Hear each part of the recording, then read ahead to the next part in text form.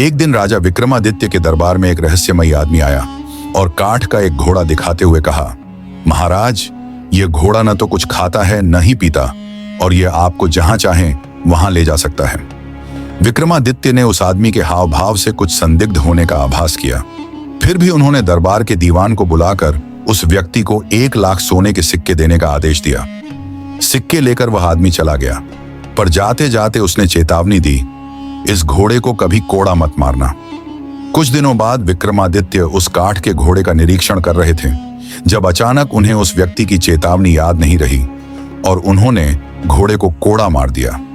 तुरंत ही घोड़ा उन्हें लेकर आकाश में उड़ चला और एक समुद्र पार भयानक जंगल में छोड़ दिया। विक्रमादित्य 15 दिनों तक उस जंगल में भटकते रहे, जहां उन्हें एक रहस्यमयी गुफा दिखाई दी। गुफा के बाहर एक पेड़ और 2 कुएं थे और एक बंदरियां पेड़ पर बैठी थीं। दोपहर होते ही एक तांत्रिक गुफा से बाहर आया और कुएं के पानी को बंदरियां पर छिड़क दिया, जिससे वह एक सुंदर स्त्री बन गई। तांत्रिक के जाने के बाद विक्रमादित्य ने उसी कुएं के पानी को स्त्री पर छिड़क कर उसकी मदद की। वह स्त्री राजा के चरणों में गिर पड़ी और बोली, मैं कामदेव की पुत्री हूं, मेरे पिता ने मुझे इस तांत्रिक को सौंप दिया था। विक्रमादित्य ने उसकी मदद का आश्वासन दिया, पर तभी तांत्रिक ने विक्रमादित्य पर हमला करने के लिए नरभक्षी की सेना बुला ली। विक्रमादित्य ने अकेले ही उन सभी को पराजित कर दिया। जब तांत्रिक मायावी शक्तियों से अंतर्ध्यान हो गया तो विक्रमादित्य ने बेताल का आह्वान किया। बेताल ने तांत्रिक को पराजित कर पाताल लोक भेज दिया और विक्रमादित्य सुरक्षित उस स्त्री को लेकर अपने राज्य लौट आए। कुछ दिनों बाद विक्रमादित्य ने एक दैत्य का सामना किया, जो एक ब्राह्मण की पुत्री को अगवा कर ले गया था। विक्रमादित्य ने उस दैत्य से भयंकर युद्ध किया और उसे मार गिराया। बाद राजा ने एक महाभोज का आयोजन किया, जिसमें सभी ने विक्रमादित्य को सबसे बड़ा दानी माना। पर एक ब्राह्मण ने बताया कि तक्षशिला के राजा अधिरथ रोज 1 लाख सोने की मुद्राएं दान करते हैं। सत्य जानने के लिए विक्रमादित्य ने अधिरथ का राज्य देखने का निर्णय लिया। वहां पहुंचकर उन्होंने देखा कि अधिरथ प्रतिदिन 1 लाख मुद्राओं का दान करता है और रात को उबलते तेल की कढ़ाई में कूदकर देवी के आशीर्वाद से पुनर्जीवित होता है। विक्रमादित्य ने 7 बार इस प्रक्रिया को दोहराया और अंत में देवी से अमृत की थैली प्राप्त की। इस चमत्कारी थैली को लेकर विक्रमादित्य अपने राज्य लौट आए, जहां उन्होंने जरूरतमंदों की सहायता में इस चमत्कारिक शक्ति का उपयोग किया और सदैव के लिए दानवीर कहलाए।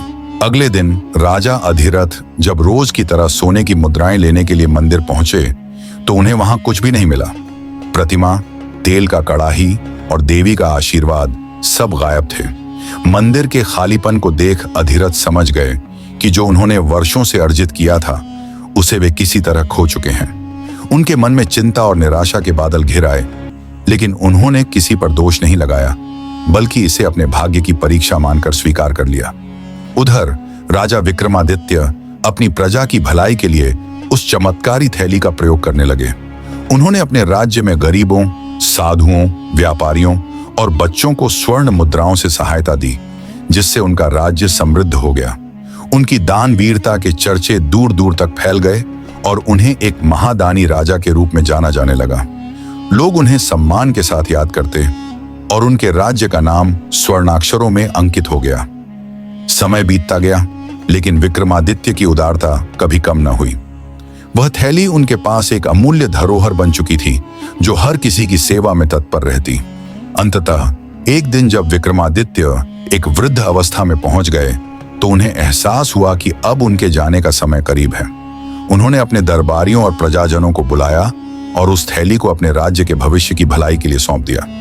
उन्होंने कहा, यह चमत्कारी थैली एक सच्चे और निष्कलंक मन वाले व्यक्ति के पास ही काम करेगी। अगर तुम सच्चे मन से इसका उपयोग करोगे तो यह तुम्हारे राज्य के लिए हमेशा समृद्धि लाएगी। उनकी यह बात सुनकर सभी दरबारियों और प्रजाजनों ने उस थैली को उनकी अमूल्य धरोहर मानते हुए आदर के साथ संभाल लिया। विक्रमादित्य ने अपनी आखिरी सांस लेते हुए अपनी प्रजा को आशीर्वाद दिया और उनकी याद में उस थैली को राज्य के मुख्य मंदिर में सुरक्षित रख दिया गया, जहां से यह थैली आने वाली पीढ़ियों के लिए प्रेरणा का स्रोत बनी रही। इस प्रकार राजा विक्रमादित्य की दानवीरता और उनकी चमत्कारी थैली का यह किस्सा इतिहास में अमर हो गया। उनका नाम सदियों तक एक आदर्श और महादानी के रूप में याद किया जाता रहा। और उनकी शिक्षाओं से लोग सच्ची उदारता और निस्वार्थ सेवा का महत्व समझने लगे। राजा विक्रमादित्य के जाने के बाद उनकी चमत्कारी थैली मंदिर में रखी रही। लोग दूर दूर से मंदिर में दर्शन करने आते और इस थैली की कहानियां सुनते। इसके आसपास कई लोक कथाएं गढ़ी गईं, जिनमें कहा जाता कि यह थैली केवल सच्चे और पवित्र हृदय वाले लोगों को ही स्वर्ण मुद्राएं देती है। लोग इसे श्रद्धा और भक्ति से देखने लगे और इसके प्रति अपनी आस्था व्यक्त करने लगे। एक दिन एक गरीब किसान जिसका नाम धर्मन था, उस मंदिर में आया। वह कठिनाइयों और संघर्षों से घिरा हुआ था। उसकी फसलें बार बार बर्बाद हो जाती और उसका परिवार भूख और गरीबी से जूझ रहा था। धर्मन ने उस चमत्कारी थैली की कहानी सुन रखी थी, लेकिन उसके पास इसे पाने का कोई मार्ग नहीं था। फिर भी उसने अपने मन में प्रार्थना की और पूरी श्रद्धा के साथ देवी से सहायता मांगी। मंदिर के पुजारी ने उसकी गहरी आस्था को देख उसके पास जाकर पूछा, तुम्हें इस चमत्कारी थैली के बारे में किसने बताया और तुम यहाँ किस उद्देश्य से आए हो? धर्मन ने सिर झुकाकर उत्तर दिया, महाराज विक्रमादित्य की इस थैली के बारे में बहुत कुछ सुना है। मैं यहाँ धन पाने के लिए नहीं, बल्कि इस बात का आशीर्वाद लेने आया हूँ कि मेरी मेहनत सफल हो। मुझे कोई चमत्कार नहीं चाहिए, बल्कि अपनी मेहनत का सही फल चाहिए। पुजारी ने उसकी विनम्रता को देखकर उस पर प्रसन्न होकर कहा, सच्चे मन से मांगने वाले को यहाँ हमेशा कुछ न कुछ मिलता है। तुम निश्चिंत होकर जाओ, देवी माँ तुम्हारी मेहनत का फल अवश्य देंगी। उस रात धर्मन ने एक सपना देखा। सपने में देवी माँ प्रकट हुई और उन्होंने धर्मन से कहा, जाओ अपने खेत में फिर से बीज बो और धैर्य से प्रतीक्षा करो। इस बार तुम्हारे परिश्रम का फल अवश्य मिलेगा। धर्मन ने अगली सुबह उठते ही देवी माँ के आदेश का पालन किया।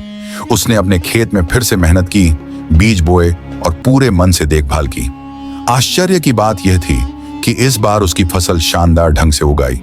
उसकी फसलें इतनी अच्छी थीं कि उसे अच्छा मुनाफा मिला और उसका जीवन सुधरने लगा। उसने अपनी मेहनत और विश्वास के बल पर समृद्धि पाई।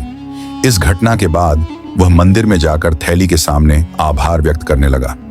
उसके मन में यह विश्वास पक्का हो गया था कि सच्चे मन से की गई प्रार्थना और मेहनत का फल अवश्य मिलता है।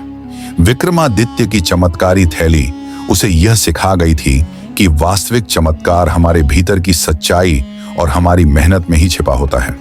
यह कहानी धीरे धीरे पूरे राज्य में फैल गई।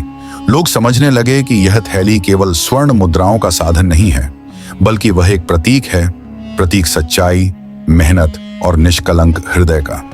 लोगों ने सीख लिया कि चमत्कार का अर्थ भौतिक धन संपदा से नहीं, बल्कि आत्मविश्वास, श्रद्धा और सच्ची मेहनत से है। वर्षों बाद भी यह कहानी लोगों को प्रेरित करती रही। विक्रमादित्य की चमत्कारी थैली ने कई पीढ़ियों तक समाज को यह सिखाया कि असली धन सच्चाई, विश्वास और मेहनत में है।